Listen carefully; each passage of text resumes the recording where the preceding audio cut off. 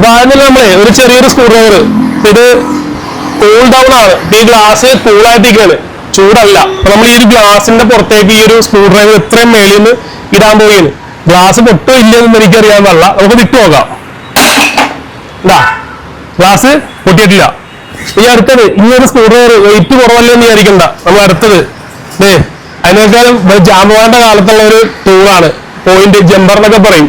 ഇത് നമ്മൾ ഇടാൻ പോകുന്നത്, ഇതിട്ട് വിടുമ്പോഴും പൊട്ടോ ഇല്ലെന്ന് എനിക്കറിയാൻ പാടില്ല. ഇതേ കുത്തി അങ്ങനെ നമ്മളെ പോയിക്കോട്ടാ. പൊട്ടിയില്ലേ? അതിനർത്ഥം എന്താന്ന് വെച്ച് കഴിഞ്ഞാല് അത്രയും വെയിറ്റ് ഉള്ള ഒരു സാധനം ഷാർപ്പായിട്ട് വന്നു കഴിഞ്ഞാൽ ആ ഗ്ലാസ് ഉറപ്പായിട്ടും പൊട്ടും. ഗ്ലാസ് ആണ്, പൊട്ടില്ല എന്ന് നമ്മൾ പറയുന്നില്ല. ഗ്ലാസ് ആണെന്നുണ്ടെങ്കിൽ അത് പൊട്ടും, ഉറപ്പായിട്ടും പൊട്ടും. പക്ഷേ ചെറിയ ഐറ്റംസ് എന്തെങ്കിലും വന്ന് വീണ് കഴിഞ്ഞാൽ അത് പൊട്ടത്തില്ല.